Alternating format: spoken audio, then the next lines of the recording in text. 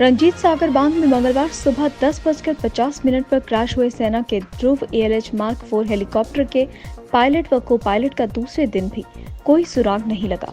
सुबह बारिश के कारण तलाशी अभियान देरी से शुरू हुआ। इससे टीम को काफी परेशानियों का सामना करना पड़ा। दिल्ली से आए गोताखोरों और सेना की 4 टीमों ने दिन भर हेलीकॉप्टर के पायलट लेफ्टिनेंट कर्नल AS बाट और को पायलट कैप्टन जयंत जोशी की तलाश की। एक विशेष बोट से टीम के सदस्य झील के बीच पहुंचे। 2 गोताखोर ऑक्सीजन व हाइड्रोजन के सिलेंडर और झील के अंदर खुदाई के लिए 2 औजार लेकर गए।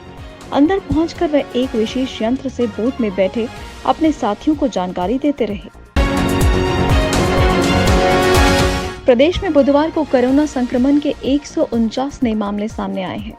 कोरोना से एक की मौत भी हुई है। जम्मू कश्मीर में अब तक 3,22,014 लोग कोरोना संक्रमित हो चुके हैं, जिसमें से 3,16,315 लोग स्वस्थ हो चुके हैं। सक्रिय मामलों की संख्या 1,314 हो गई है। बुधवार को 127 लोग स्वस्थ हुए हैं। अब तक जम्मू कश्मीर में 4,385 लोगों की मौत हो चुकी है। जम्मू कश्मीर में शांति, सुरक्षा, विश्वास की बह रही बयार के बीच वीरवार को उपराज्यपाल मनोज सिन्हा जम्मू कश्मीर की फिल्म नीति को जारी करेंगे। फिल्म नीति का शुभारंभ जम्मू कश्मीर पुनर्गठन अधिनियम को लागू किए जाने और अनुच्छेद 370 की समाप्ति के 2 साल पूरे होने के उपलक्ष्य में आयोजित एक समारोह में होगा। इस अवसर पर बॉलीवुड अभिनेता आमिर खान, महावीर जैन और फिल्म निर्माता राजकुमार हिरानी भी मौजूद रहेंगे।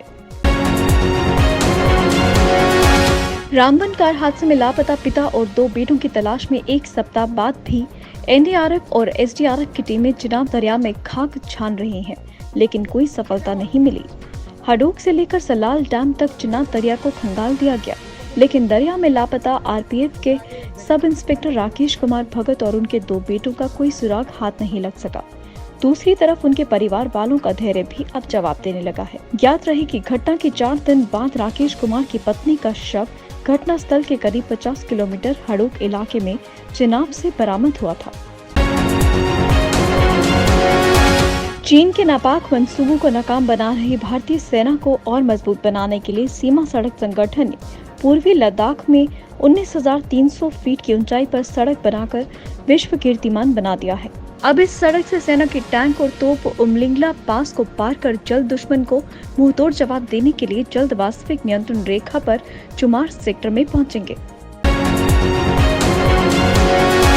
सामरिक दृष्टि से महत्वपूर्ण श्रीनगर जम्मू हाईवे पर पीर पंजाल की तलहटी में निर्मित बनिहाल काजीकुंड सुरंग को परीक्षण के तौर पर आम वाहनों की आवाजाही के लिए खोल दिया गया है। इस सुरंग के पूरी तरह से बहाल होने से न सिर्फ जम्मू और श्रीनगर के बीच यात्रा के समय में करीब 1.5 घंटे की बचत होगी, बल्कि 16 किलोमीटर का सफर भी कम हो जाएगा। 8.5 किलोमीटर लंबी ये सुरंग बनिहाल दर्रा में मौजूदा जवाहर सुरंग के ठीक 400 मीटर नीचे बनी है। ये देश में वाहनों के आवागमन योग्य सबसे लंबी सुरंगों में एक है। ये बनिहाल काजीकुंड रेलवे सुरंग के समानांतर है। सामरिक दृष्टि से अत्यंत महत्वपूर्ण ये सुरंग श्रीनगर जम्मू राष्ट्रीय राजमार्ग को सदाबहार बना देगी। वर्ष 1971 के भारत पाकिस्तान युद्ध की यादों को ताज़ा करने के लिए सेना की स्वर्णिम विजय मशाल बुधवार को लेह के दूरदराज तुर्तुक ब्लॉक के तुर्तुक व त्यागशी गांव में पहुंची।